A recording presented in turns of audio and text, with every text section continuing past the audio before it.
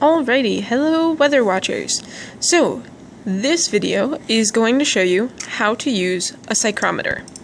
Now, when you look at a psychrometer, we have a couple of different options, but each psychrometer is going to have three main components. It's going to have something for the thermometers to spin around, in this case it's this gray handle, and there are going to be two thermometers. One thermometer is going to have some cloth around the tip, and the other thermometer is going to be just normal with nothing around it. So, when you're using a psychrometer, you're going to be trying to get two different things. So, how it works. The psychrometer is used to measure both the dew point and relative humidity. It is based on two important principles.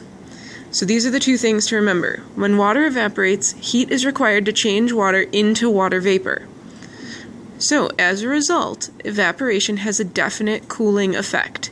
You guys know this. When you jump out of a pool and your skin is so wet, you feel like you're getting cold, because as the water evaporates, it cools you down. So, that is one of the things that helps a psychrometer work. The second thing is that warm air holds more moisture than cool air.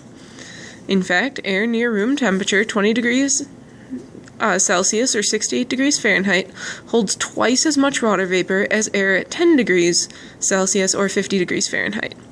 That is why during a sticky summer day, a sudden drop in temperature often brings welcome relief from the high humidity.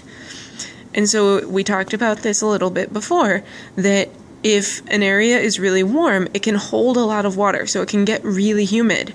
But then if that air cools, that water can't sit in that air anymore, and it's going to wind up raining. So, in order for a psychrometer to work, we take what's called a dry bulb reading and a wet bulb reading. So the first thing we need to do is take the one thermometer that has the cloth around it and get it wet. Second thing is the super fun part. We spin it. And you're going to spin this for about 60 seconds, 30 to 60 seconds.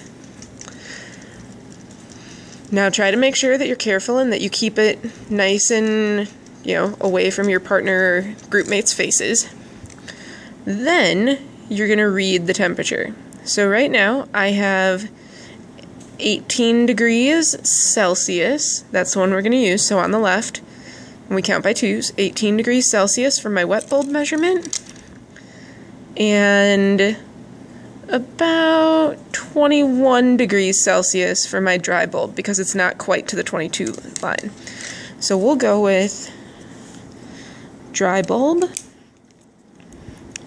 21, wet bulb, 18. Then we need to figure out the depression, which is just how much did it change.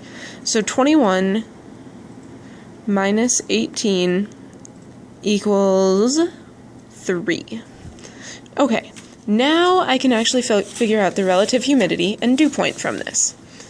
I'm going to have to use these charts. So to figure out my relative humidity, my dry bulb temperature, check it again, was 21. So I find 20, 21 right here, go over until I get to the 3, and I'm at 66 to 76, so at about 73. So relative humidity, 73%. I'm going to do that again over here. Dry bulb was 21, difference was 3, so in this column,